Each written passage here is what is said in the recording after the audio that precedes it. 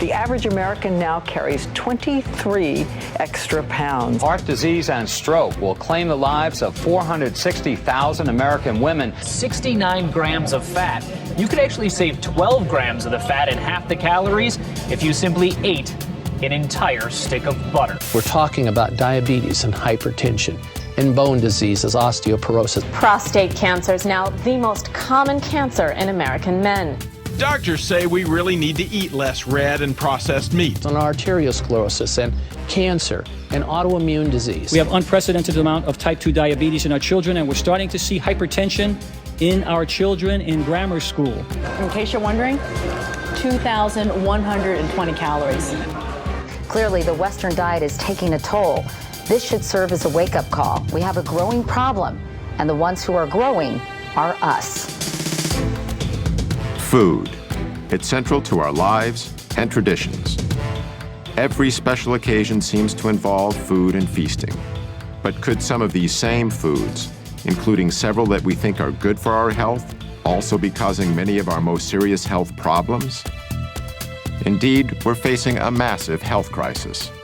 No less than 40% of Americans today are obese, and about half of us are taking some form of prescription drug. The best-known statin drug, Lipitor, is the most prescribed drug ever in the world. Almost 1 in 5 American 4-year-olds are now considered to be obese. Though Mexican-American and African-American children are still more likely to be overweight. This could be the first generation of children in the United States that lives less than its parents. We spend $2.2 trillion a year on health care, over 5 times more than the defense budget. In fact, we pay more per person for health care than any industrialized country in the world. Yet we're sicker than ever. You see, there's no money in healthy people, and there's no money in dead people. The money is in the middle. People who are alive, sort of, but with one or more chronic conditions. Obesity, diabetes, heart disease, high blood pressure are all diet-related health issues that cost this country more than $120 billion each year. Every minute, a person in the U.S. is killed by heart disease. 1,500 people a day die from cancer. Combined, these two diseases kill over 1 million Americans every year. Cases of diabetes are skyrocketing, particularly among our younger population. Diabetes. Life-threatening diabetes. 1 out of 3 people born in the U.S. today will develop this crippling condition during their lifetime. Millions of others suffer from a host of degenerative diseases. Millions more of us are so stimulated by sugar, coffee, and energy drinks that we've masked our chronic fatigue. But could there be a single solution to all of these problems? A solution so comprehensive, yet so straightforward, that it's mind-boggling that more of us haven't taken it seriously? Someone has to stand up and say that the answer isn't another pill. The answer is spinach. A growing number of researchers claim that if we eliminate or greatly reduce refined, processed, and animal-based foods, we can prevent, and in certain cases even reverse, several of our worst diseases. They say all we need to do is adopt a whole foods, plant-based diet. It sounds almost too simple to be true.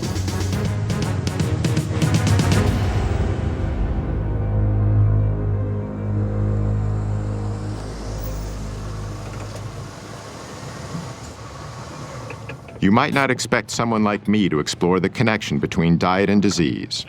On my way over, I drank these 2 Red Bulls.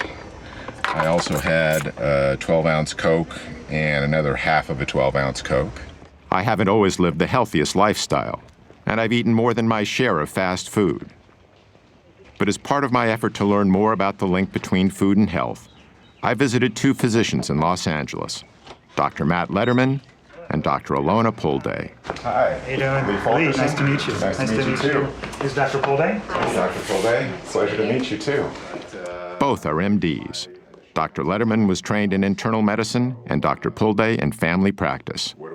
They incorporate a whole plant foods nutrition plan into the treatment of their patients. So let's get started on that, and then we'll do some talking. 142.82. I found out a lot more than I expected. Like a lot of Americans, I thought my health was pretty good. I had no major diseases that I knew of. But I hadn't had a thorough checkup in a while, so I decided to get one. When Dr. Letterman gave me the results, it was a real wake-up call. I gotta say, I'm kind of shocked. I'm really worried about my blood work numbers. 240 and 241 for my cholesterol is way higher than it's ever been. I got this 6 number. That, to me, is the most worrying number I got. The 6 number was the result of something called a CRP test, which measures the inflammation in my heart and blood vessels. This put me in the high-risk category for a heart attack. So I committed to a 12-week nutrition program under Dr. Letterman's supervision. The plan was to treat my health problems by eating a whole foods, plant-based diet.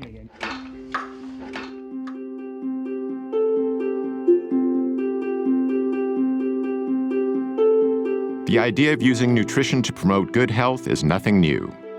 Indeed, Hippocrates, the ancient Greek father of Western medicine, said, "Let food be thy medicine," over 2,000 years ago. Yet it wasn't until more recently that the science behind this observation was systematically probed and applied. 2 researchers who've made groundbreaking contributions to this effort are Dr. Colin Campbell and Dr. Caldwell Esselstyn.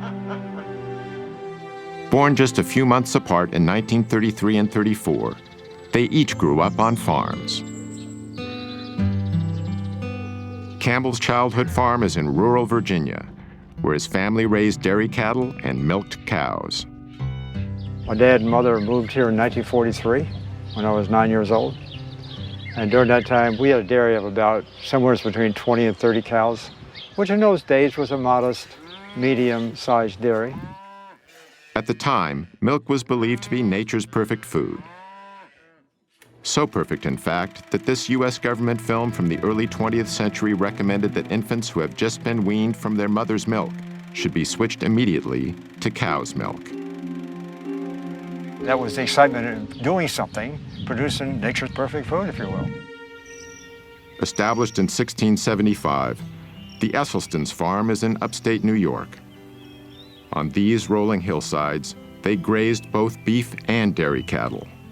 This was sort of like the nerve center of the operation in a way? More or less, absolutely. This is sort of the epicenter around these barns. This is the way farming was done in that era. And so this is sort of where you learned the craft of the trade of farming. How old were you when you moved here again? 7. I didn't start driving the tractor until I was 8 years old. A late bloomer, right? Exactly. But I enjoyed it, and I really got a great kick out of doing the farm work. Although they didn't know each other yet, farm life had a deep and lasting influence on both Campbell and Esselstyn. To make it successful, you had to have persistence, staying power, and tenacity of purpose. I guess it's ironic in the sense that we're both now advocating, not consuming the products that we were busy actually producing with our families. During Campbell and Esselstyn's lifetimes, the American diet has changed dramatically.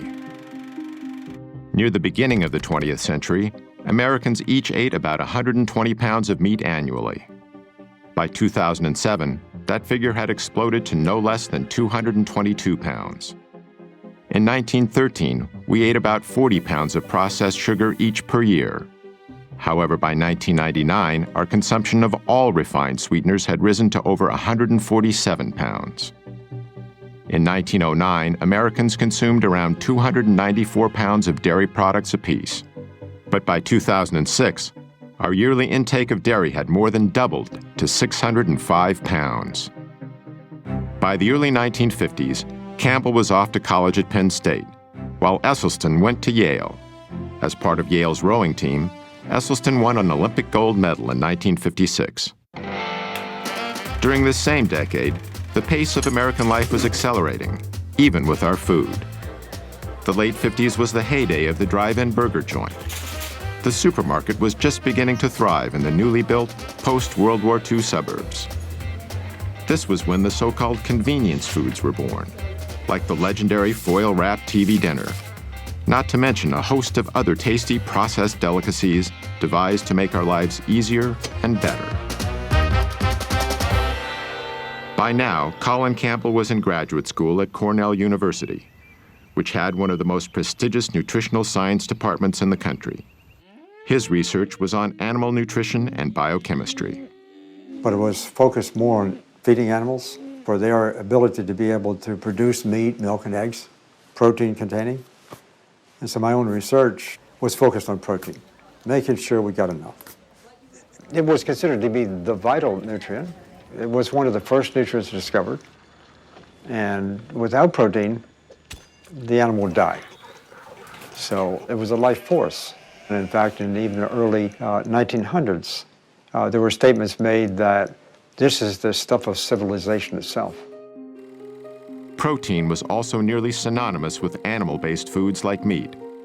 It still is today, all over America. Why do you think meat is important in our diet? Protein. Protein? Protein. Protein. Protein. Protein. A lot of protein. We need protein, don't we? We can't live without protein. There's never been a better time to get away with a great deal on the Hyundai you've always wanted. Plus America's best warranty and up to 3 years complimentary maintenance. It's your journey. Own every mile at the Hyundai Getaway Sales Event. Now's the time to get in and get away. Get 0% APR for 60 months, plus 0 payments for 90 days on the Tucson or Santa Fe, or sign and drive one home during the Hyundai Getaway Sales Event. That's the DQ Cheeseburger Lovers Deal. 2 singles for $5 or 2 doubles for $7 for a limited time. So, how is it? Deal this good speaks for itself, I guess. DQ, happy tastes good. I got the groceries. You were just supposed to get diapers. Couldn't find them. Well, you found your favorite cereal. Go back. Can't. We're kinda broke until payday. Well, diapers kinda can't wait. I'm getting the Empower app. Empower Cash Advance gives me up to $250 instantly. No late fees, interest, or credit checks. Hurry back. No guarantees. Diapers are so hard to find. Get Empower Cash Advance from $10 to $250 instantly. Download the Empower app today.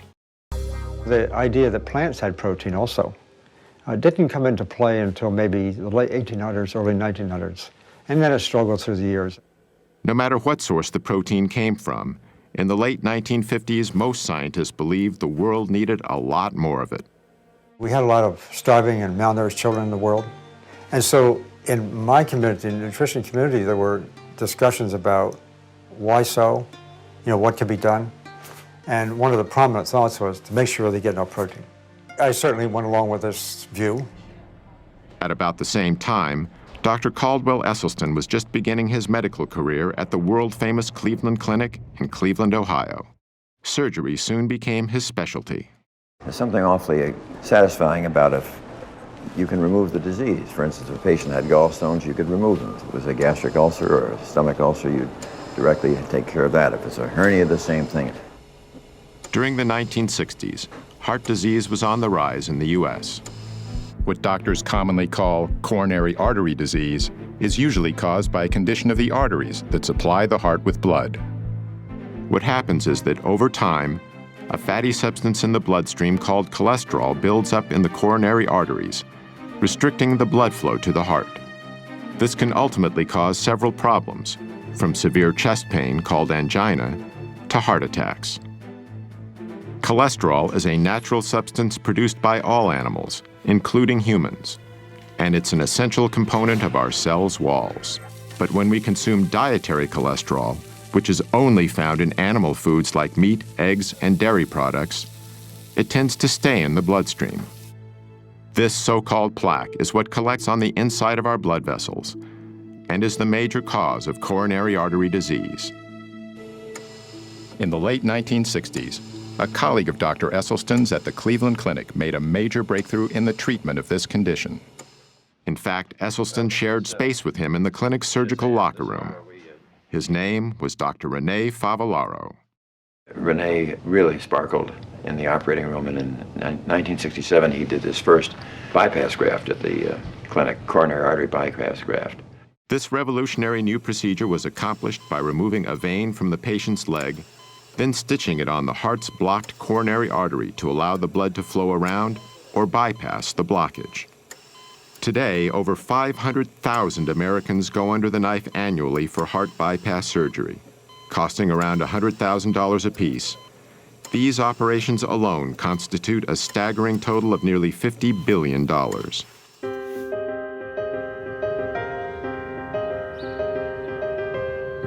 Joey Acoin lives in Tampa, Florida, where he owns and operates a landscaping company. I tell everybody, the joke with everybody with me is, I don't eat to live, I live to eat.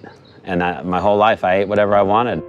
In 2004, doctors discovered Joey had a dangerously high cholesterol level of 320 and a hazardous blood sugar level of 480.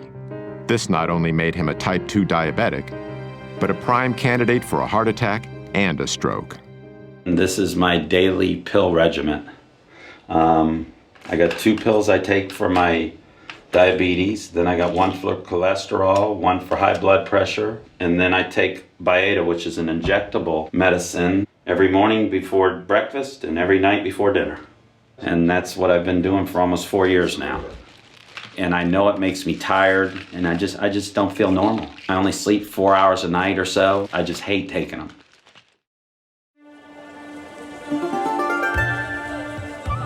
In the mid-1960s, Dr. Campbell was in the Philippines, trying to get more protein to millions of malnourished children.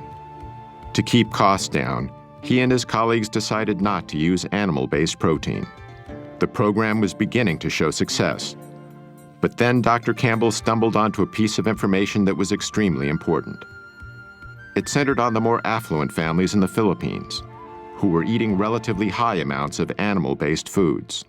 But at the same time, they were the ones most likely to have the children who were susceptible to getting liver cancer. This was very unusual, since liver cancers are mainly found in adults. But just the mere fact that they occurred in children said, there's something here. This is pretty significant. Shortly afterward, Dr. Campbell came across a scientific paper published in a little-known Indian medical journal. It detailed work that had been done on a population of experimental rats that were first exposed to a carcinogen called aflatoxin, then fed a diet of casein, the main protein found in milk. They were testing the effect of protein on the development of liver cancer. They used 2 different levels of protein. They used 20% of total calories, and then they used a much lower level, 5%. 20% turned on cancer, 5% turned it off. This Indian paper, together with what Dr. Campbell had learned about increased liver cancers in children eating animal-based foods, combined to create a decisive moment in his work and his life. Because we learned that animal protein was really good in turning on cancer. During the same time, the way Americans ate was changing, again. The number of fast food franchises was exploding, as more and more overscheduled Americans began using them as a convenient way to feed themselves and their families. While the fast food revolution was sweeping the nation, the rate of cancer deaths in America was continuing to rise. As a result, in 1971, President Richard Nixon initiated a program that was dubbed the War on Cancer. We are here today for the purpose of signing the Cancer Act of 1971. And I hope that in the years ahead, that we may look back on this day and this action as being the most significant action taken during this administration. On the front lines of this new war was Caldwell Esselstyn. By 1978, he was chairman of the Breast Cancer Task Force at the Cleveland Clinic. Yet he soon began to doubt the medical procedures he was using. No matter how many of these operations I was doing for women for breast cancer, I wasn't doing one single thing for the next unsuspecting victim. So Dr. Esselstyn started investigating the global statistics on breast cancer. One of the facts he discovered was that the incidence of breast cancer in Kenya was far lower than it was in the United States. In fact, in 1978, the chances of a woman getting breast cancer in Kenya were 82 times lower than in the U.S. Dr. Esselstyn was even more surprised by the numbers he discovered for some other types of cancer. In the entire nation of Japan in 1958, how many autopsy-proven deaths were there from cancer of the prostate? 18. 18 in the entire nation. That, to me, was about the most mind-boggling public health figure that I think I'd ever encountered. In the same year, the U.S. population was only about twice the size of Japan's, yet the number of prostate cancer deaths exceeded 14,000. Dr. Esselstyn also discovered that in the early 1970s, the risk for heart disease in rural China was 12 times lower than it was in the U.S. And in the highlands of Papua New Guinea, heart disease was rarely encountered. The link he noted between all the areas he studied was simple. Virtually, the Western diet was non-existent. They had no animal products. They had no dairy, no meat. Even more compelling to Esselstyn was some historical data that had long been overlooked. In World War II, the Germans occupied Norway. Among the first things they did was confiscate all the livestock and farm animals to provide supplies for their own troops. So the Norwegians were forced to eat mainly plant-based foods. Now we look at the deaths in Norway, just antecedent to this period, from heart attack and stroke. 1927, 1930, 35, look at right up here, right at the very top, 1939. Bingo! In come the Germans. Immediately, 1940, wow, 41, 42, 43, 44, 45. Have we ever seen a population have their cardiovascular disease plummet like this from statins, from bypass surgery, or from stents? No. But look what immediately happened. With the cessation of hostilities in 1945, back comes the meat, back comes the dairy, back comes the strokes and heart attacks. I mean, it's such an absolute powerful lesson. But we didn't get it. Because of evidence like this, Dr. Esselstyn was making the same assessment that Dr. Campbell was due to his work in the Philippines, seeing a causal link between animal-based foods and some of our most deadly diseases. But they weren't the only researchers coming to this conclusion. Another was Dr. John McDougall. In the mid-1970s, he began practicing on a sugar plantation in Hawaii. What I observed there was the health of the people differed dramatically depending upon how long they'd been in Hawaii. People who were raised in Japan, the Philippines, Korea, China, first generation, who had moved from their native land, were always trim. Never had heart disease, prostate cancer, colon cancer, breast cancer, rheumatoid arthritis, multiple sclerosis. Never overweight. They were in their 80s and 90s and fully functional. Their kids got a little fatter, a little sicker. Their grandkids and the next generation were just as fat and sick as anybody I'd ever seen. And what came through clearly was the diet was the difference. The first generation had learned a diet of rice and vegetables in their native land. But the kids, they started to give up the rice and replace it with the animal foods, the dairy products, the meats. And the results were obvious. They got fat and sick. So I knew at that point what caused most diseases. At the time, however, Campbell and Esselstyn knew virtually nothing about this other information. Even so, they ultimately reached a revolutionary conclusion: that many of our most crippling conditions could be greatly reduced, if not completely eradicated, simply by eating what they call a whole foods, plant-based diet. This means consuming foods that come mainly from whole, minimally refined plants, such as fruits, vegetables, grains, and legumes. It also means avoiding animal-based foods such as meat, dairy, and eggs, as well as processed foods like bleached flour, refined sugars, and oil. Campbell and Esselstyn's research in this field would change their lives forever.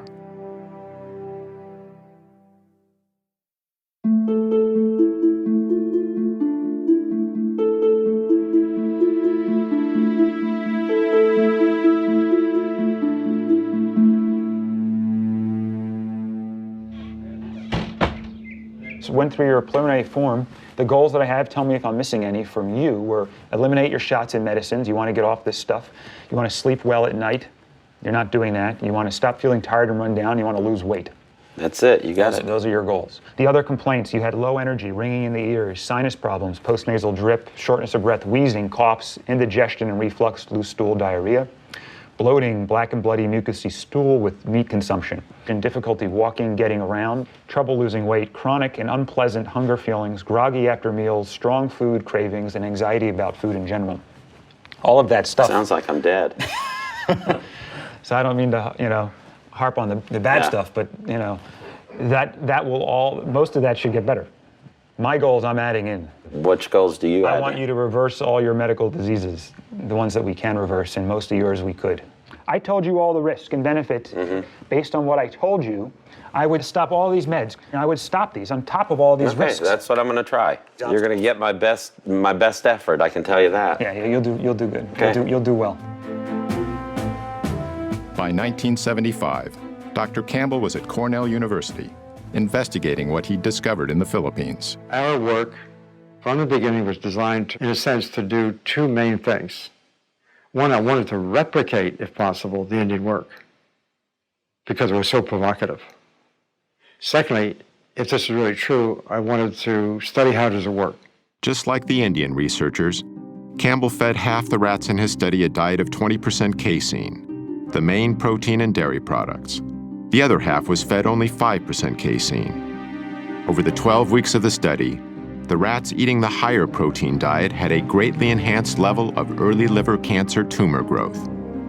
On the other hand, all of the rats eating only 5% protein had no evidence of cancer whatsoever. But Dr. Campbell decided to take these findings a step further. This time, instead of keeping his test rats on the same diet throughout the study, he kept them in one group and switched their diets back and forth, between 5 and 20% dairy protein, doing so at 3-week intervals. The results were astonishing. Whenever the rats were fed 20% protein, early liver tumor growth exploded. But when the same rats were given 5% protein, tumor growth actually went down. I mean, this was so provocative, this information. We could turn on and turn off cancer growth just by adjusting the level of intake of that protein. Going from 5% to 20% is within the range of American experience.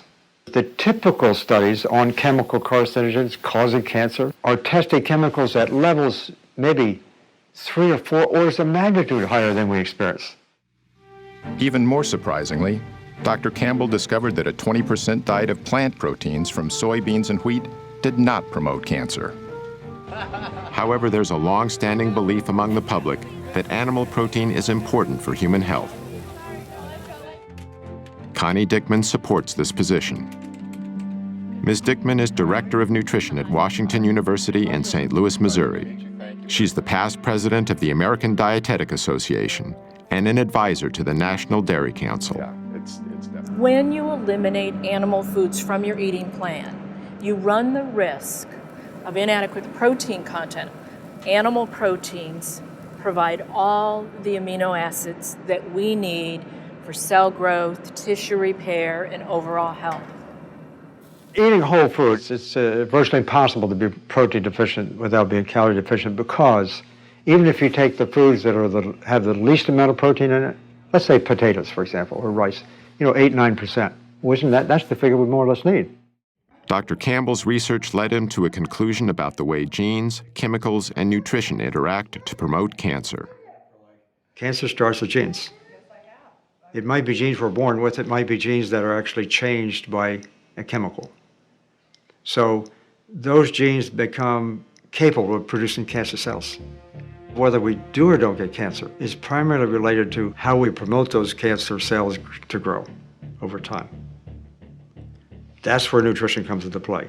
They go much more rapidly when they were fed animal protein.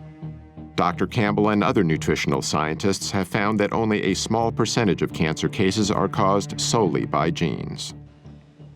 I think the general consensus in my field is that probably not more than 1 or 2% at most is attributed to the genes we may or may not have. And that's the most helpful and hopeful information I give people, because if you go through life thinking that what happens to you from a health perspective is based on your genes, you're a helpless victim. My diet was pretty abominable. I thought the two principal food groups were caffeine and sugar. Dr. Pam Popper is executive director of the Wellness Forum in Columbus, Ohio, and an expert in the areas of health and nutrition. And you want The women in my family are all overweight. I'm not. I don't eat and live like they do, so I've changed my health destiny by not engaging in the same habits. Over the next several years, Dr. Campbell initiated more extensive lab studies using various animal and plant nutrients. The results were consistent. Nutrients from animal foods promoted cancer growth, while nutrients from plant foods decreased cancer growth. Yet Campbell hadn't identified a specific biological mechanism that caused the effects he observed. And it finally occurred to me that there was no such thing as the mechanism. What we were looking at was a symphony of mechanisms. We think that nutrition is attributed to individual nutrients, and that's the way it gets marketed, and that's the way the companies tell us, so forth. When in fact, nutrition, all of it working together to create this symphony, the hundreds of thousands of different kinds of chemicals in food all kind of working together nicely. I mean, the complexity is total. That's a holistic concept. And I had to say to myself, that's a very exciting idea. Dr. Campbell realized that his discoveries in the laboratory were significant but limited. How are these findings relevant in people? How do different types of foods affect cancer and other diseases? Campbell needed a large-scale population study. He would soon find a perfect opportunity.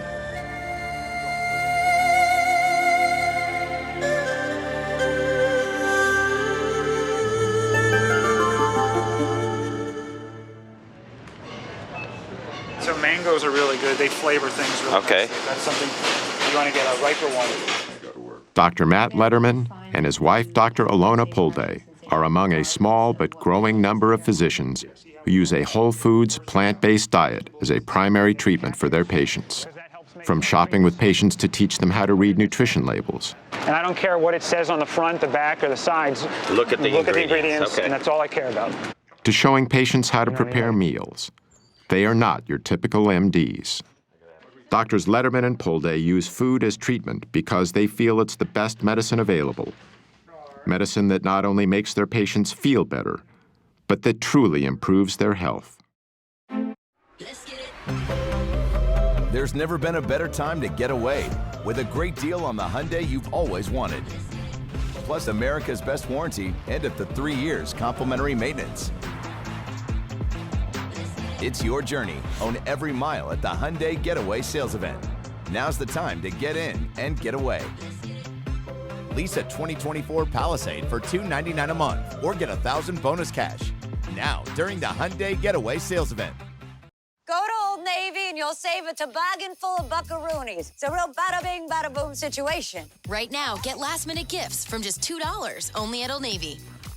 Look, this deal is a steal, and so is the toboggan. I know because I stole it. In 1973, the U.S. Congress passed a new farm subsidy bill. Among other things, it included incentives that encouraged a massive increase in corn production. One of the major byproducts of this enormous corn surplus was a low-cost sweetener called high-fructose corn syrup. Companies could add this sweetener to anything from soda pop to hot dogs, and then make these products widely available at low prices. Processed sugars and other refined foods are far more calorie-dense than the whole plants they're made from. The dramatic increase in their use is a major reason why our food has become richer. To evolutionary psychologist and author Dr. Doug Lisle, the consumption of unnaturally dense foods is the main cause for the epidemic of obesity in America. It isn't that people become more self-indulgent. It isn't because they're lazier than they ever were. What's happening is that their mechanisms of satiation are being fooled. The process starts with a range of receptors in our stomachs that help us gauge how much food we've eaten. These include stretch receptors to help measure the sheer volume of food in our stomachs. We also have density receptors to help determine the caloric density, or what we more commonly call the richness of our food. For instance, 500 calories of natural plant food fills the stomach completely, triggering both our stretch and density receptors to signal our brain that we've had enough to eat. But 500 calories of unnaturally rich or processed food fills the stomach far less, deceiving these receptors into telling our brain that we need to eat more. Even worse is 500 calories of oil, which is almost pure fat, and barely triggers any response at all. The problem with weight management in humans is that if you make these foods completely artificial, which we do today, you wind up with a problem that people have to overeat just to be satisfied. But why do these concentrated foods that are so harmful to us give us so much pleasure? Dr. Lyle says the answer is related to a system called the motivational triad. This is a trio of biological mechanisms that nature has designed into every creature on Earth so they can survive to pass their genes on to the next generation. The first leg of the motivational triad is pleasure seeking. And primarily two things are the cause of that, and those two things are food and sex. So in the case of a great white shark, it's basically got a neon sign flashing across its forehead saying food, sex, food, sex, food, sex. Unless it's a male, then it says sex, food, but it's pretty much the same thing. The other two legs of the motivational triad are avoiding pain and doing everything with the least amount of effort. Pleasure seeking, pain avoidance, and energy conservation, that really sums up animal behavior, whether we're talking about a paramecium under a microscope or a great white shark. Richer foods naturally excite our senses because it's nature's way of telling us they will provide the highest amount of dietary reward with the least amount of effort. This helped our ancestors find the most calorie-dense and ripe foods available, which contributed to our survival. But in today's environment, we can artificially increase calorie density well beyond what our ancestors would have found in nature. The resulting foods give us a hypernormal amount of pleasure, leading us into something Dr. Lyle calls the pleasure trap. What the pleasure trap is an interaction between our natural instincts, which are trying to tell us the right thing to do, and some kind of artificial modern stimulation that is piggybacking or hijacking that process. So the classic example of the pleasure trap would be drugs and drug addiction. The way drugs work is they hijack the existing pleasure circuits. When certain chemicals hit those areas, they cause feelings of euphoria and excitement. The same drug-like effect happens when we eat highly concentrated, processed foods. We've removed the fiber, we've removed the water, we've removed the minerals, we've done everything that we can to hyper-concentrate sugar and fat and add a bunch of salt as well into the food. And now what the food has become is become a low-grade addiction. These things are drugs. They have other deleterious side effects, not the least of which is adding a lot of empty calories. Dr. Terry Mason is Commissioner of Health for the City of Chicago. He's one of the few public officials in America who openly supports a plant-based diet. If it walked, hopped, swam, crawled, slithered, had eyes, a mama and a dad, don't eat it. Dr. Mason contends that the less affluent segments of our population have difficulty making the best food choices. Well, first of all, the diets are calorie-rich and nutrient-poor. This is the real problem. And unfortunately, poor people are poor in everything. They're poor in health, they're poor in food choices, they're poor in almost every aspect you could think of. This makes the less prosperous particularly vulnerable to the low-grade addiction of highly processed foods. People want stuff that's fast, people want stuff that's quick, and they like the stuff that's salty, and they like the taste of something fried. And so those are the kinds of things that you see in our community.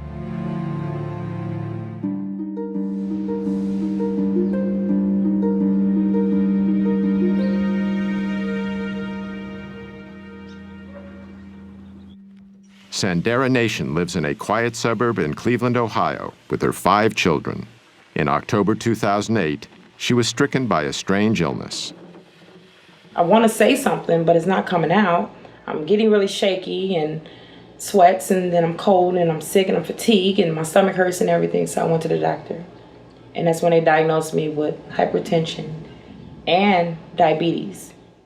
Like Joya Coyne, Sandera was treated with expensive prescription drugs. I was in denial for a while. I heard what they said, but I was in denial, like, I still ate things I shouldn't have. I didn't really get the education that I needed to know. So I really depended on that pill to save me. Then Sandera met with Dr. Esselstyn, who recommended that she treat her illnesses with a whole foods, plant-based diet. Let's come on in and we'll get to work. I was a little nervous, but he made it real easy for me. I was real interested in what he had to say and what he was going to teach me and the new journey that I would be taking with him.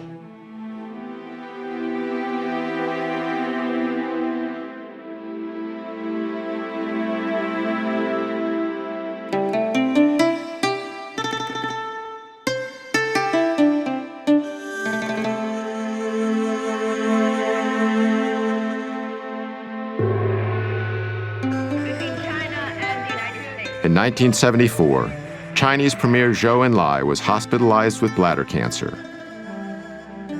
Knowing that his disease was terminal, he decided to give his country a more complete understanding of cancer. So he initiated what would become one of the largest and most thorough scientific studies in history. 650,000 researchers cataloged the mortality patterns caused by several types of cancer for the years between 1973 and 1975. The study encompassed every county in China and over 880 million people. Zhou died in 1976, years before his study was complete. Okay, and you'll need how many shirts then? Probably 3? Yeah. Okay. Zhou Enlai's cancer study would ultimately have a major impact on what Dr. Campbell himself has called the capstone of his research.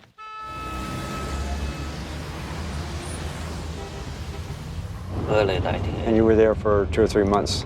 Dr. Zhenxi Chen is now senior research professor with the Chinese Center for Disease Control and Prevention. He first met Dr. Campbell at Cornell in 1980, when he was a member of the Chinese Institute of Food and Nutrition Science. The Cold War was just beginning to thaw, and Dr. Chen was among the first senior scientists from China to visit the United States. By then, Dr. Campbell had become one of the most distinguished nutritional biochemists in the world. When they discovered this book, a significant collaboration was born. This is the Atlas of Cancer Mortality in China. Published in 1981, the Cancer Atlas was the result of Zhou Enlai's nationwide study.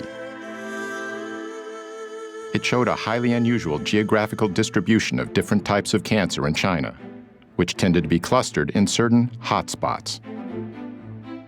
The same was true with cancer after cancer, and the counties with the highest levels were often far greater than the counties with the lowest levels. So, for example, esophageal cancer, according to this cancer map, the mortality has 400-fold difference among different counties in China. That's huge. Yeah, and I understood that in the United States, only several-fold difference. Maybe twofold is another. That's all we see. Yeah. So that caught our attention in terms of why. Because they are all Chinese. Genetically, they are all the same. And why they have so much difference in single cancer mortality. So we believe it has to be related to the environment, the big environment. And from our professional perspective, of course, it's diet and the nutrition. Dr. Chen, he said, why don't we just go there and do a study? For Dr. Campbell, it was the opportunity he'd been looking for. Among other things, he could examine how his observations about liver cancer in Filipino children and the findings from his lab studies applied to a large human population. The project would consider 367 diet and health-related variables, making it one of the most ambitious nutritional studies ever conceived. Dr. Campbell and his associates carefully chose 65 counties scattered across China. These counties were mainly located in rural or semi-rural areas. We use the rural counties because they are stable in their residence and they have been in this lifestyle for at least 20 to 30 years. More than 350 workers were trained. They carefully surveyed the diet and lifestyle of 6,500 people in the chosen counties. Urine and blood samples were also taken. In 1983, Doctors Campbell, Chen, and their collaborators began to analyze the vast amount of information that had been collected. The job would take years.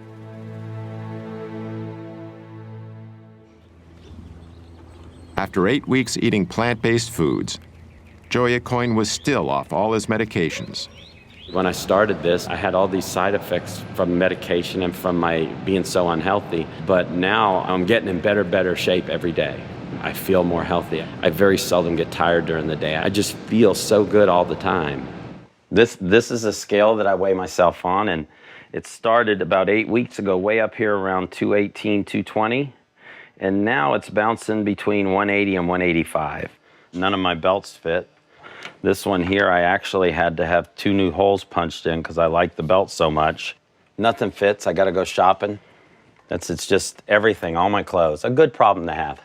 It's been fun for him because I think he's learned, in addition to the fact that he's seeing such great results, that he loves it.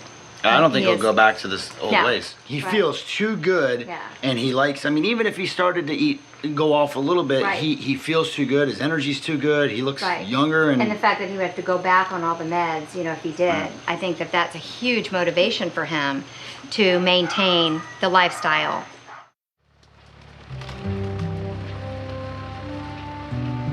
In the mid-1980s, Dr. Caldwell Esselstyn was struggling to organize a study on coronary artery disease. His plan was to put a group of patients on a diet of low-fat plant-based foods, along with small quantities of low-fat dairy products and minimal amounts of cholesterol-reducing drugs. And slowly, over the next 18 months, I got the 24 patients that I had asked for. But the ones they sent me were a little bit sicker than I had thought. These were patients who had failed their first or second bypass operation. They had failed their first or second angioplasty. And there were 5 who were told by their expert cardiologist they would not live out the year. One of the most gravely ill patients was a 59-year-old speech and communications teacher, Evelyn Oswick. Ate all the chocolate candy I could eat, ate every donut I could put my hands on. Oh, I just love things like that, a lot of gravy. And then I have had 2 heart attacks before I met Dr. Esselstyn. When I had the second heart attack, the doctor said that I should prepare for death, really, is what he said. And I looked at him and I said, do you really mean that what you want me to do is buy a rocking chair and just sit there and rock away and wait? And he just looked at me and he said, yes, that's just exactly what I'm saying. Anthony Yen was born and raised in China. And we were eating typical Chinese cultural diet. Very small piece of meat, but they slice it, and so it was for flavor rather than in American style. When you eat a large, great big piece of meat, which you could easily feed the whole family in China. And we eat a lot of vegetable in China, and we have soup. But once I came to the United States, you find beginning to experience fast food, hamburgers and cheeseburgers, pizza, and I noticed my weight began to gain. When Mr. Yin was 56 years old, he suddenly experienced severe chest pains. At that time, I had an open heart surgery. I have 5 bypass, 5. But it was very interesting. About a week later, I felt my chest tighten up again. So myself and my wife went to see Dr. Esselstyn. I saw every one of these patients myself every 2 weeks for the first 5 years. And at that visit, we would get a full cholesterol lipid profile. We would get blood pressure, weight, and I would go over every morsel they ate. By using simple foods as the main treatment for his patients, Dr. Esselstyn was bucking a high-tech, high-cost system that was deeply entrenched in both big medicine and big government. You know, behind my back, I got to be known as Dr. Sprouts. But I guess I've always liked a challenge.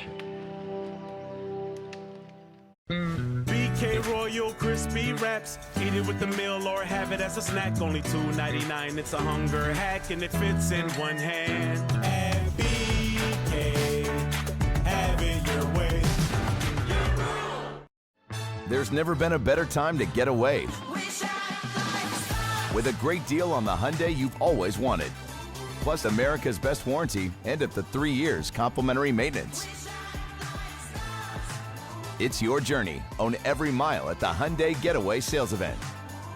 Now's the time to get in and get away. Get 0% APR for 60 months, plus 0 payments for 90 days on the Tucson or Santa Fe, or sign and drive one home during the Hyundai Getaway Sales Event.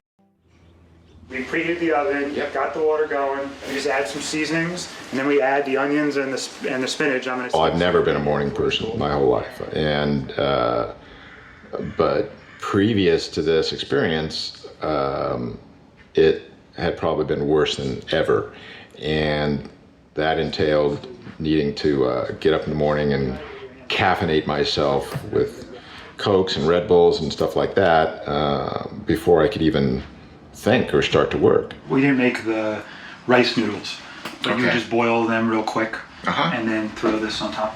Right. He's actually eating more often, but he's eating the right foods, and he lost weight. So he certainly feels much better that way, and you can tell it in his face, in his neck, in his belly. He's lost a lot of weight there. He also has better energy. He's waking up earlier now. That's great, because we have then some morning time together. I don't have to carry anything. You're the doctor. 1990. Following nearly a decade of intense effort, Dr. Campbell and his colleagues finally published their China study. It identified no less than 94,000 correlations between diet and disease. Those are big numbers for any study. And in the end of the day, when we did all these correlations in this book here, and we looked at the number of them that were statistically significant, it was between about 8,000 to 9,000. When you have that large number of correlations and you start analyzing each one, if it works out as statistically significant, this means that if 19 out of 20 are pointing in the same direction, it's highly significant and likely to be true. Hundreds of detailed tables and charts were included in the study. Each one presented the raw data that was collected. Then, this information was cross-referenced in multiple ways to demonstrate its reliability and to show how it linked with the 367 variables the study examined. I think the major message we got out of all these correlation analysis is only one message.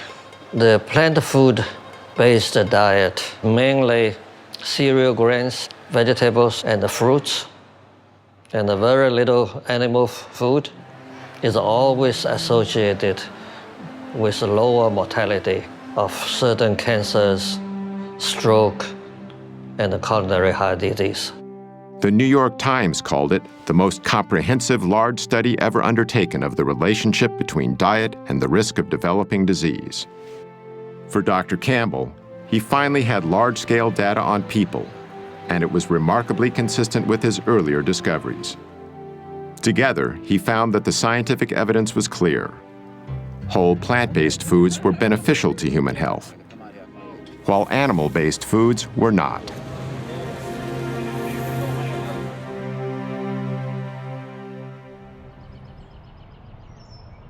Sandera Nation's journey to better health wasn't easy at first. It was a little hard because I've been eating fatty foods and grease and everything 38 years, as long as I can remember. So it was kind of hard to go from that to changing the next day completely. I started a journal for maybe the first 3 weeks. Write down my feelings and emotions, what I felt like, so that other people could know it's okay to feel that way.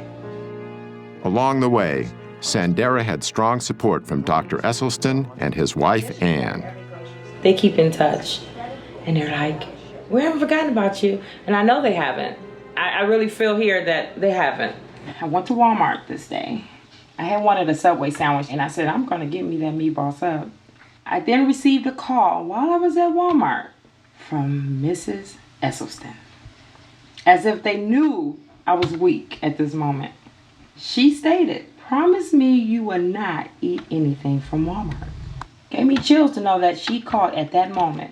Therefore, I left the store without getting that meatball sub. While Dr. Campbell was publishing his China study, Dr. Esselstyn was getting some powerful data from the research he'd started in 1985. He began with 24 patients, but 6 had dropped out in the first year, leaving him with a total of 18. At the end of 5 years, we had follow-up angiograms, and 11 of the group had halted their disease. There was no progression. And there were 4 where we had rather exciting evidence of regression of disease. These results were astonishing. The diet produced something that medication and surgery never had before: actual reversals of heart disease. The biological mechanism that caused these reversals centers on the lining of our veins and arteries, the endothelial cells. They are the absolute life jackets of our blood vessels. You're young and you're a teenager, you're healthy. You could spread those out 1 layer thick and you'd have something that would cover 6 or 8 tennis courts. In 1988, scientists discovered that endothelial cells manufactured the gas nitric oxide. Well, what does nitric oxide do? Nitric oxide keeps our blood flowing smoothly without being sticky. It also helps to dilate constricted blood vessels during physical activity and inhibits the formation of plaque. And most importantly, nitric oxide is a powerful force for eliminating the inflammation that seems to go with this plaque. However, scientific tests have demonstrated that when we start eating the typical Western diet, our endothelial cells are damaged. When you're getting to be in your 40s and 50s and 60s and you've been slaughtering your endothelial cells, you don't have those 6 or 8 tennis courts. You may be down to 1.5 or 2, and they can't protect you. Yet according to Dr. Esselstyn, when we begin eating a whole foods plant-based diet, the damage to our endothelial cells not only stops, it starts to reverse.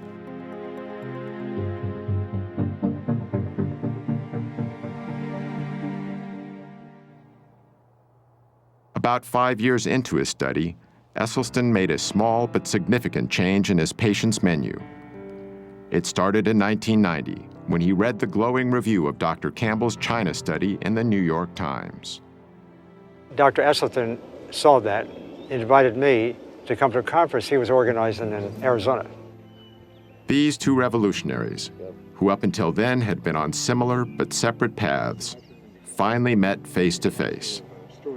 On the one hand, I'm coming from the scientific route, getting some ideas. He's coming from the clinical route and doing some dramatic research.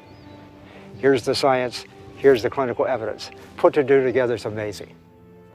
When he learned of Campbell's research, Esselstyn removed dairy products from his patient's diet. The results of his ongoing study continued to be impressive, and in 1995, he published a paper detailing them in a noted scientific journal. Yet one of Esselstyn's most remarkable success stories involved a colleague of his at the Cleveland Clinic, Dr. Joseph Crow. Actually, I was active, healthy, very busy, mid-40s, absolutely no risk factors at all for any heart problem. But Dr. Crow, even with what was considered to be a healthy cholesterol level, was actually ravaged by heart disease. This angiogram, taken after his first nearly fatal heart attack in 1996, shows how badly damaged one of his coronary arteries was. This angiogram was done after less than 3 years of entirely dietary treatment.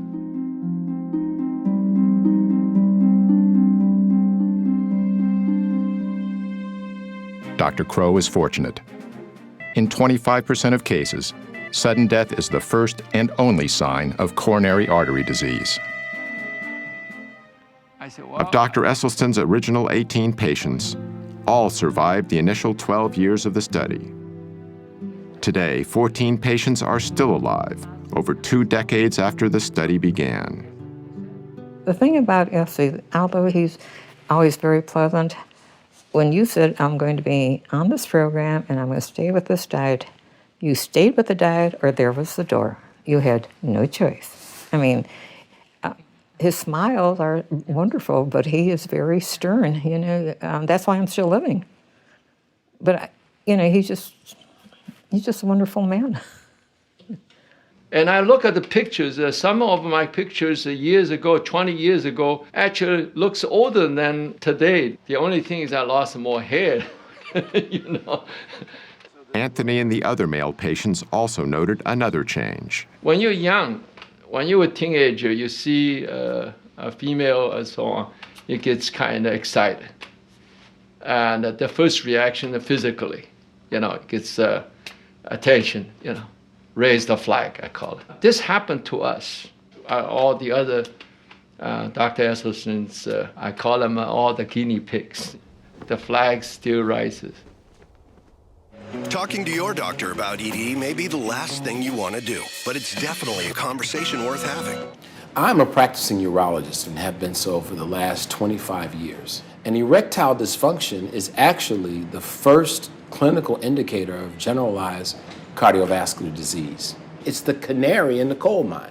It's the thing that lets you know that you have some significant endothelial and vascular disease much earlier than will a heart attack or something like that. We have to stop thinking of the body like it's compartmentalized. It really isn't. The blood goes everywhere in the body. And so if you have vascular disease anywhere, you have it everywhere. Despite the apparent success of the dietary approach, some critics say eating this way is extreme. Now, with the Western diet, this guarantees there are going to be, what, 500,000 people in this country this year who will have to have the front half of their body divided, their heart exposed, then veins will be taken from their leg and sewed on their heart. Some people would call that extreme. Dr. Esselstyn has now successfully treated over 250 patients with heart disease, using almost exclusively a whole foods, plant-based diet. Heart disease, as far as I'm concerned, is an absolutely toothless paper tiger that need never, ever exist. And if it does exist, it need never, ever progress.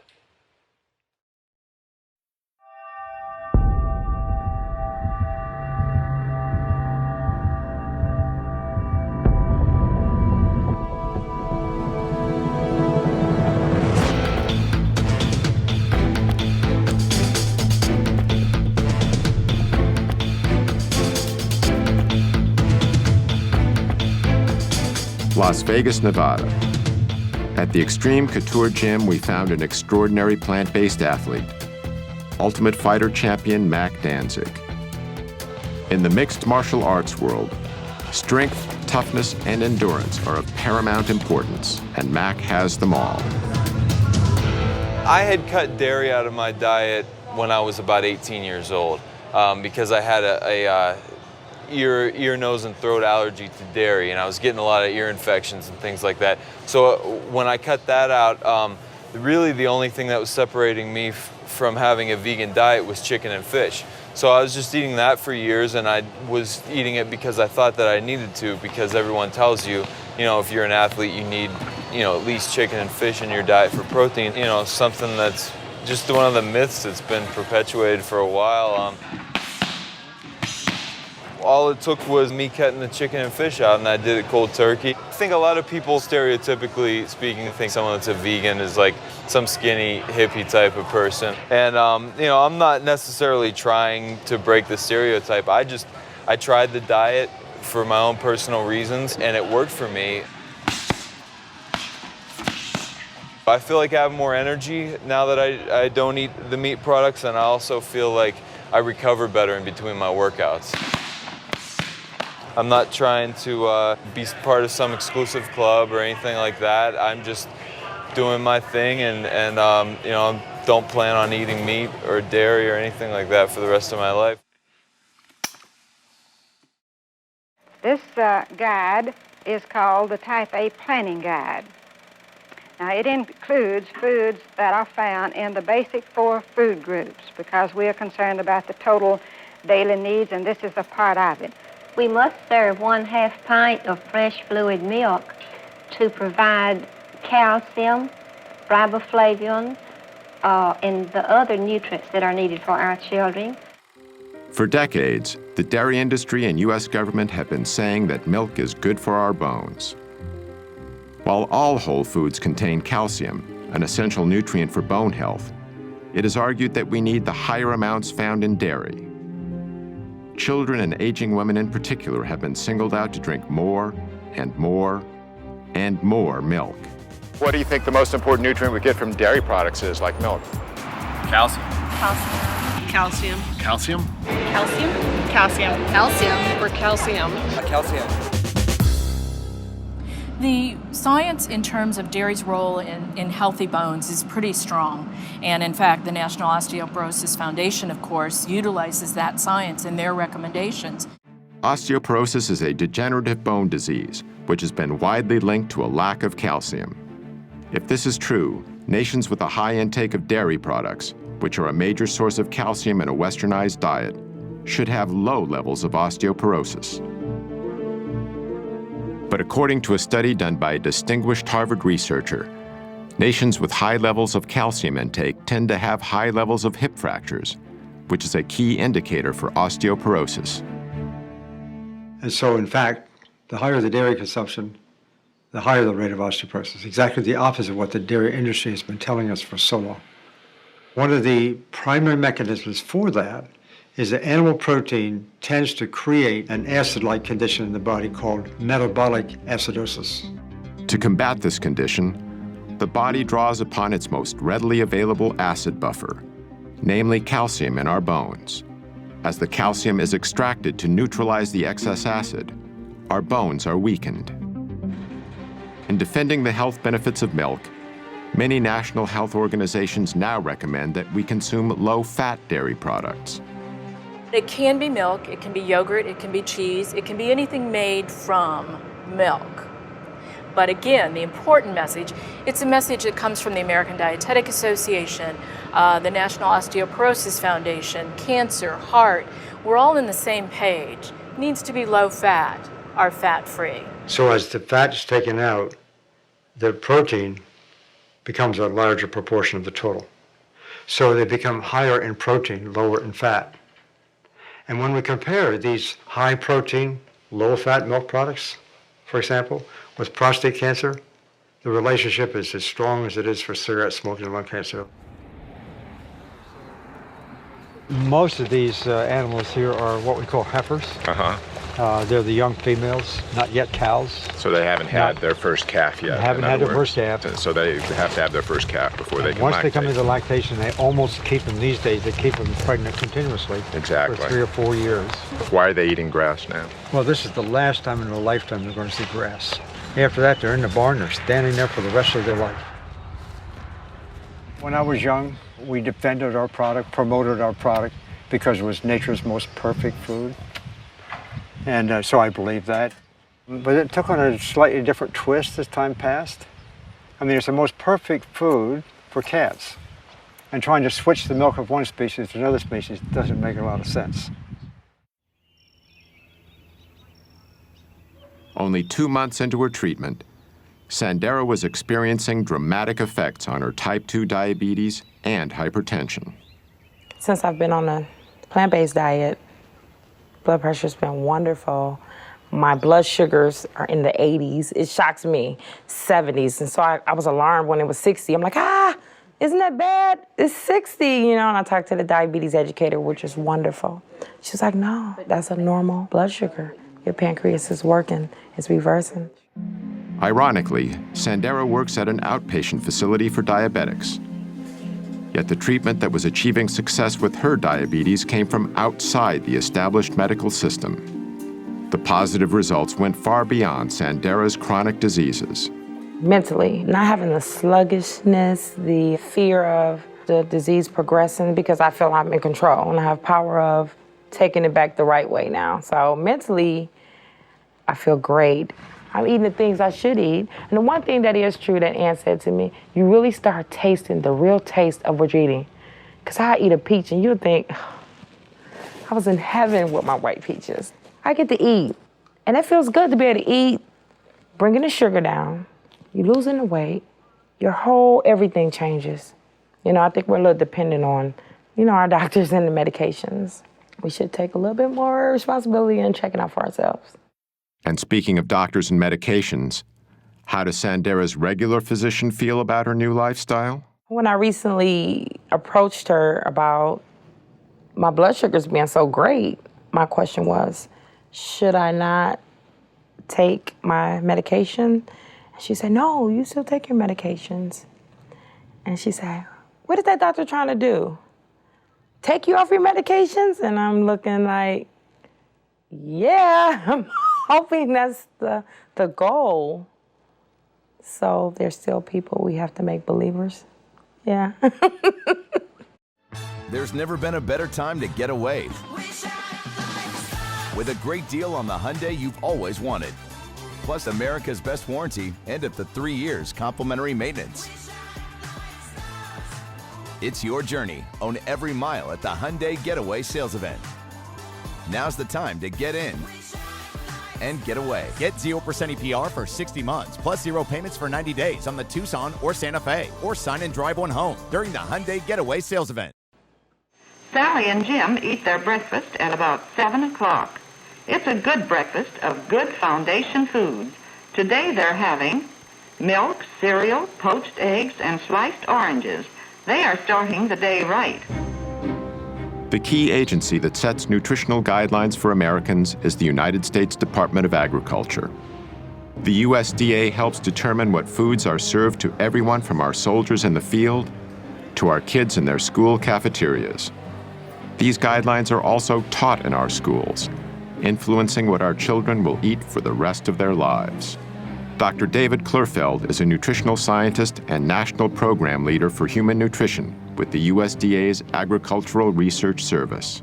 We've made dietary recommendations since the 1890s from USDA, and that was before we knew about vitamins and minerals. Subsequently, we've had different food groups, and we had the basic 4 and 5 and 7 and 12, and it varied as the science changed.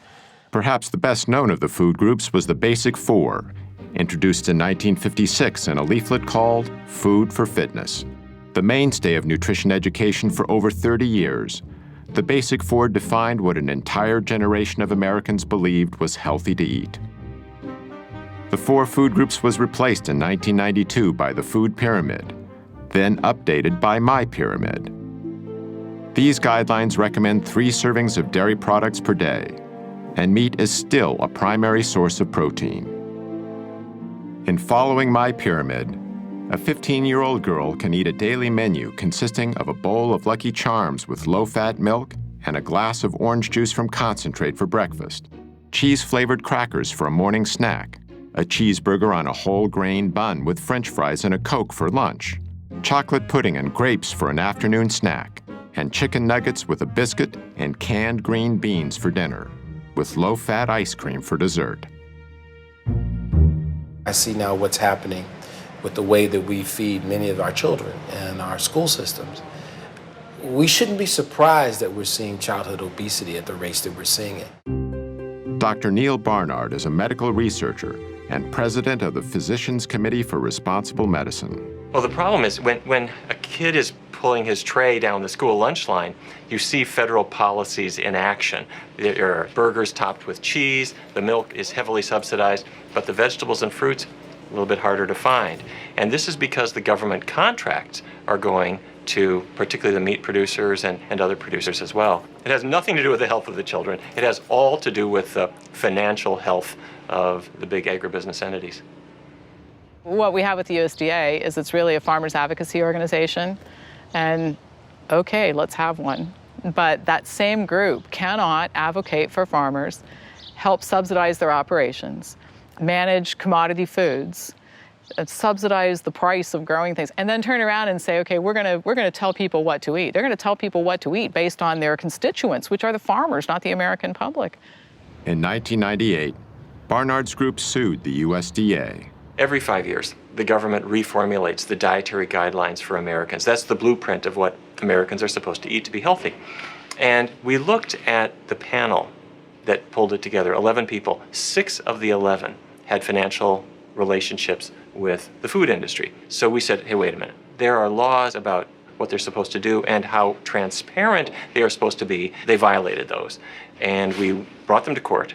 And it was a long trial, but we won. But that doesn't change the fact that the policies they came up with continue to favor industry as they always have. I don't think there really is a problem with industry connections between scientists and the food industry. primarily because if the beef industry has a question about their products, shouldn't they go to the best scientists? And if the best scientists are consulting for the food industry, I still want the best scientists on these committees that make nutritional recommendations. Financial conflict of interest is only one conflict of interest.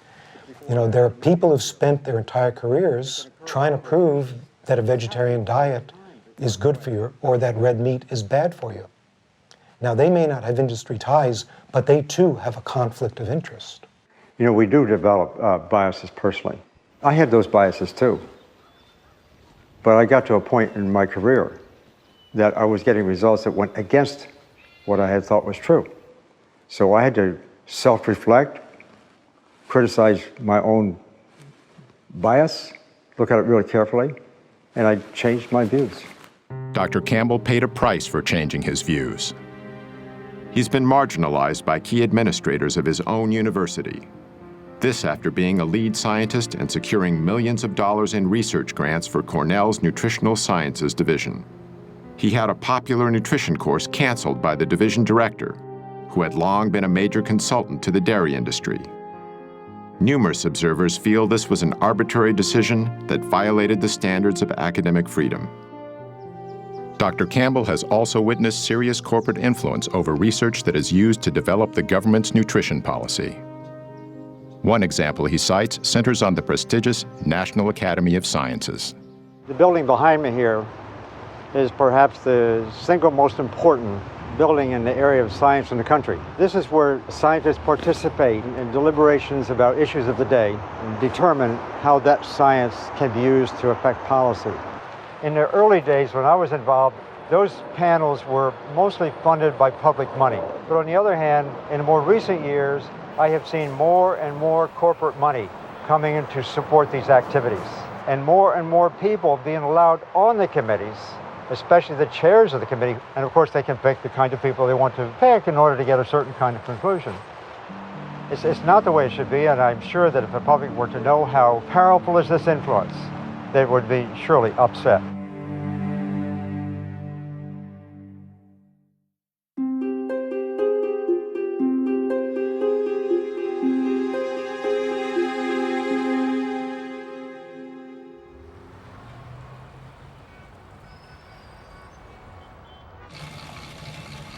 I had been a runner for 14 years, in fact, a marathoner.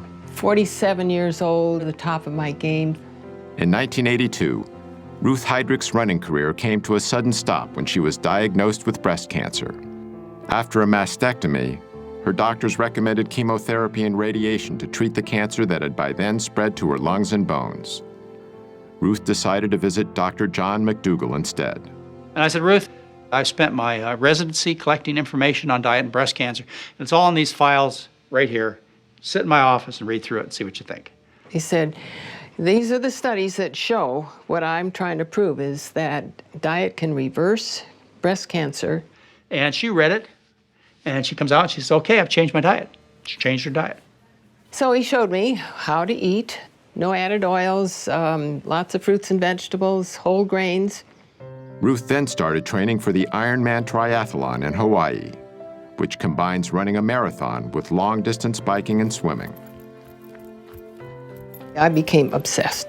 Kept up the running, of course, never stopped, and then added swimming, biking, and for good measure, lifted weights. And people were saying, you're crazy. You're a cancer patient. You should be resting. Doctors told me this. I felt so good. I felt fit, and I wanted to maintain that level of fitness. And I felt sure that if I had a healthy body and I was putting the right food into it, that I could beat this cancer. At the Ironman Triathlon, Ruth won a gold medal in her age group.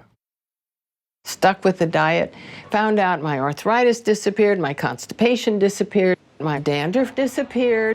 No sign of depression, which you might expect with a cancer diagnosis. I felt renewed, invigorated, and out to show that diet is so much more important than anybody ever thought. Other women get over breast cancer, colon cancer, prostate cancer. There are people who have had metastatic prostate cancer all over their body who have gone through what we call spontaneous remission. In other words, they've been cured. And it's not the end of the world when you get this diagnosis. Some people get over it. Ruth did. So I'm still racing, still daily training. Now, how many people in their 70s are doing triathlons? Not very many. So that gives hope for all of us as we age, that not only will you stay healthy and beat the degenerative diseases that most people get, but you can start collecting medals.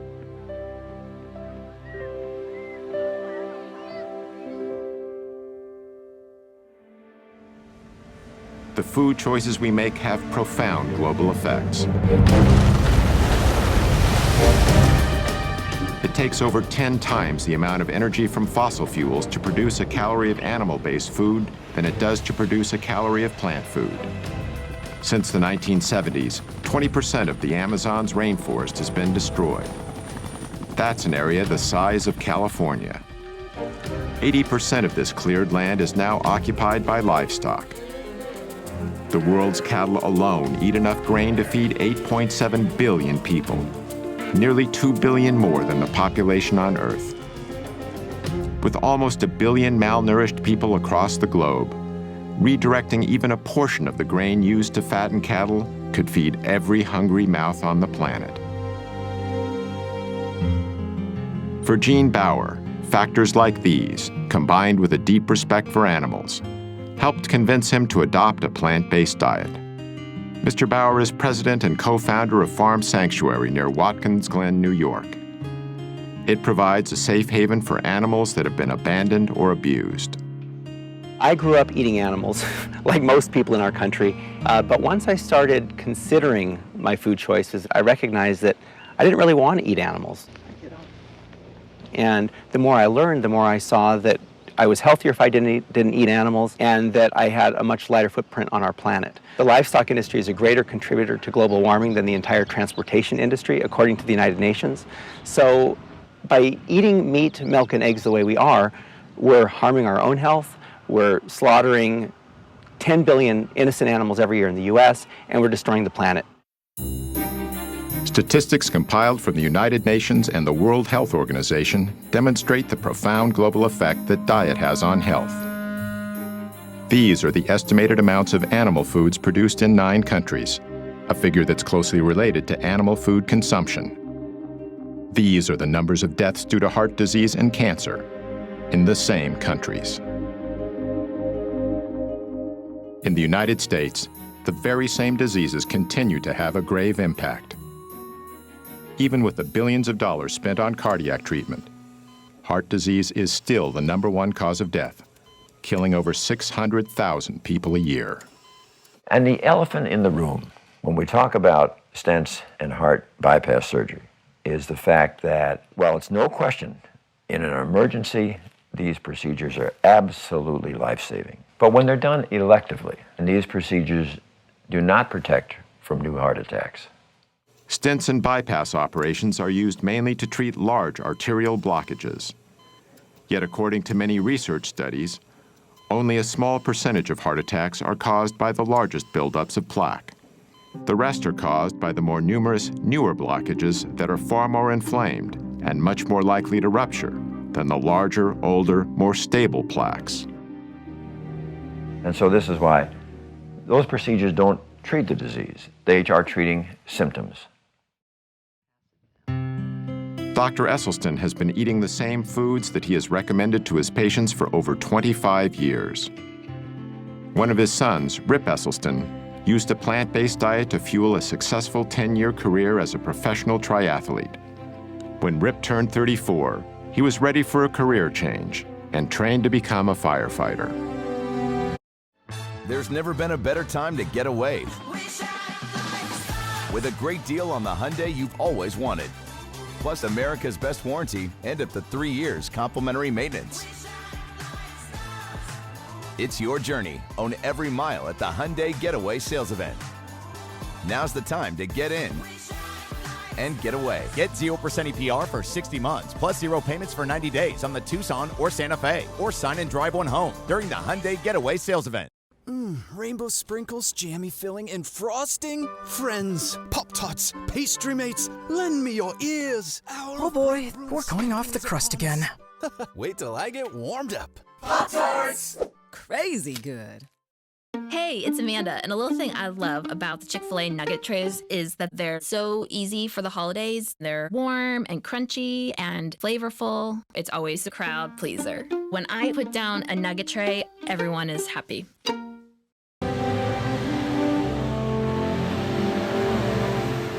Rip was assigned to engine company number 2 in Austin, Texas. We're incredibly competitive here at the fire station, and we love making bets. So we were out on the porch one night, and we kind of made this little bar bet to see who had the lowest cholesterol level. So the next morning, we drove to a lab, got tested, and the results came back, and it led to a discovery that J.R. James Ray, our resident redneck, had a cholesterol of 344. Pretty much means you're knocking at death's door.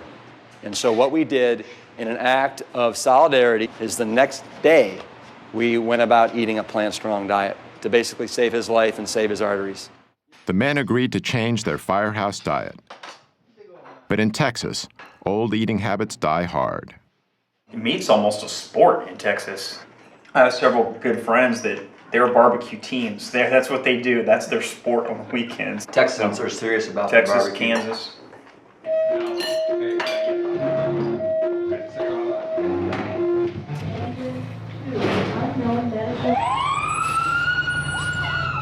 Well, guys associate being manly with eating meat. And if you're a firefighter, it's exponentially so. Last year, for example, there were 133 firefighter fatalities in the United States.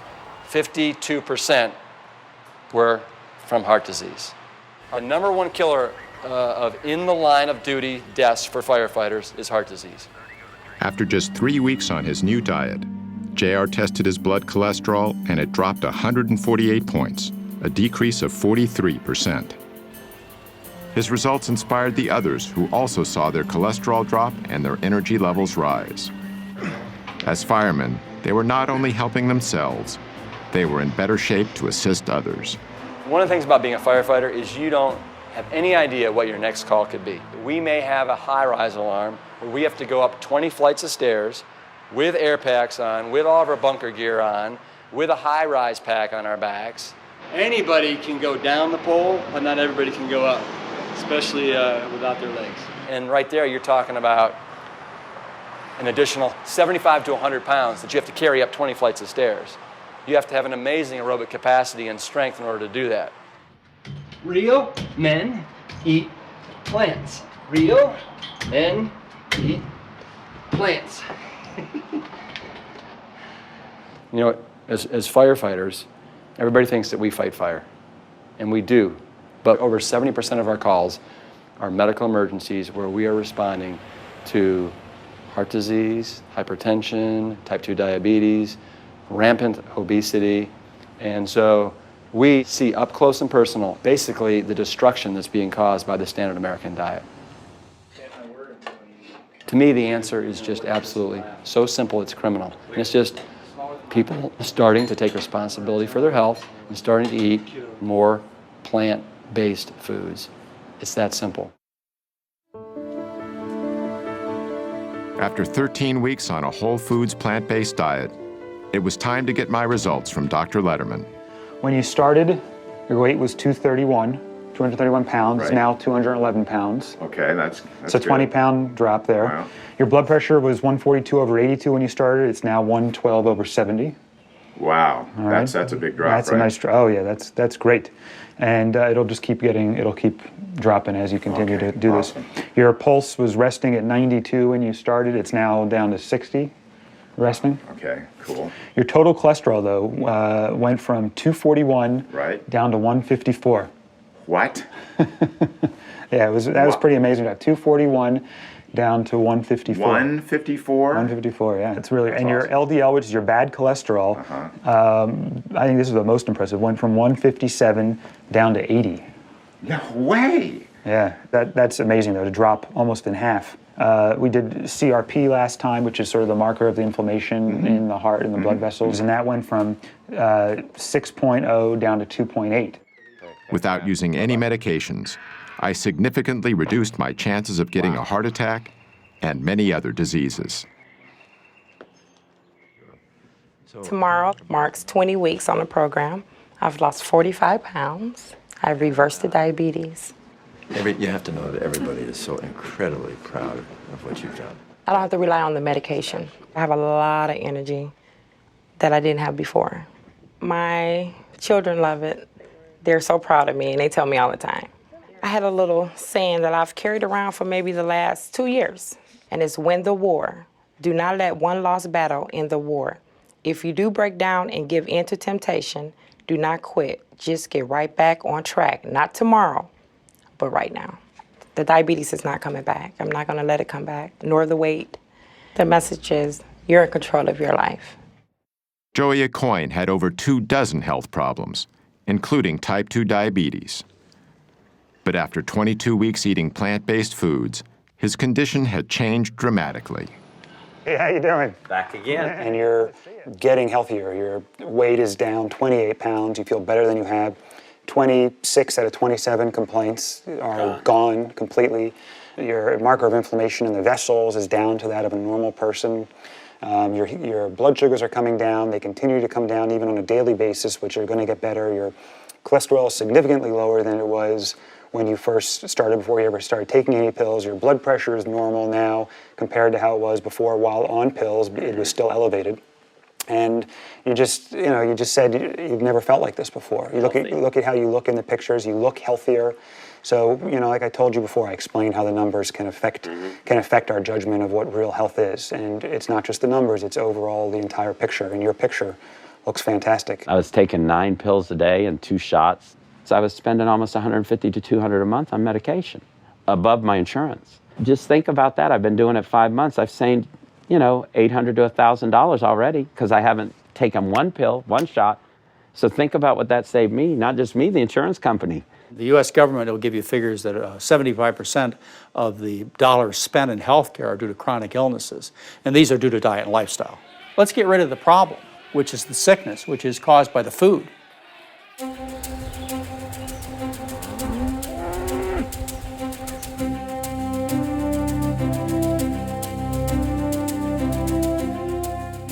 Now well into their 70s, Doctors Campbell and Esselstyn are both vital and active.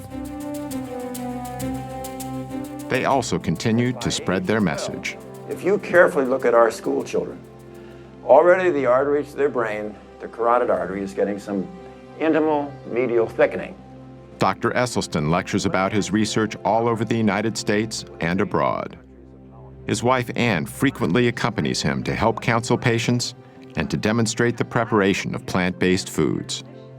Dr. Esselstyn is also director of the Cardiovascular Disease Prevention and Reversal Program at the Cleveland Clinic's Wellness Institute. Like Dr. Esselstyn, Dr. Campbell continues to lecture throughout America and beyond. Dr. Campbell, you believe that even if animal-based proteins, meat, dairy, etc., are free from contamination, you don't think people should eat them?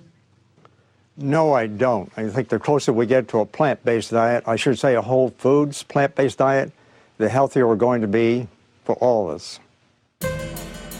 In China, where Dr. Campbell did his large study a generation ago, the population has experienced dramatic increases in the amount of meat, dairy, and processed foods the average person consumes. At the same time, the rates of degenerative diseases are skyrocketing. Many Chinese now share some of the same beliefs Americans have about nutrition. 吃肉，我觉得增加蛋白质啊，对人体其实有很多好处。早晨起来喝一杯牛奶，我认为好像还是比较好。Dr. Campbell's message is resonating with growing numbers of concerned people around the world. Oh, thank you.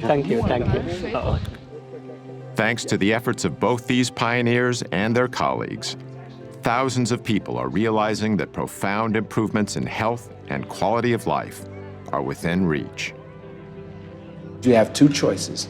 You can eat yourself into poor health and early death, or you can eat yourself into good health and a long, healthy life. And that road is on a plant-centered dietary pattern. You know, I know of nothing else in medicine that can come close to what a plant-based diet can do. I can say this with a great deal of confidence, that our national authorities are simply excluding this concept of nutrition from the debate and the discussion in order to protect the status quo. In theory, if everyone were to adopt this, I really believe we could cut healthcare costs by 70 to 80%. That's amazing. And it all comes from understanding nutrition, applying nutrition, and just watching the results.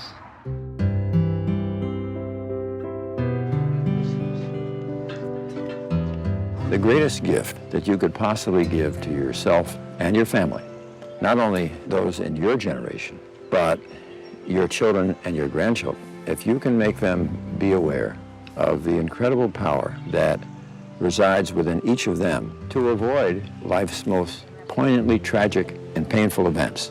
You just don't have to have those kinds of events.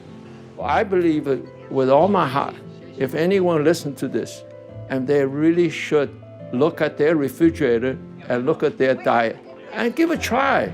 You lose weight and you'll be healthier. Nothing could lose if you just take a few weeks and try. You could see how easy it is. I'm not going to say it was difficult. Again, I made up my mind. This is what I'm going to do. I never felt like I wasn't getting what I wanted. So I didn't have ice cream. So I didn't have the donuts. So I ate something else. I can thank them in every way I can think possible, and my doctor, especially Matt, when they just can't understand what it's done to change my life. And it really has, not just mine, my family's, everybody's. It gives me shivers talking about it because it's so serious. It's a life-changing experience. You can be in control. And I stress this because there's so many things going on in my life that I'm not in control of. And that's my message. You can't control your outcome of your body. Eat to live and don't live to eat. Very good. Very good.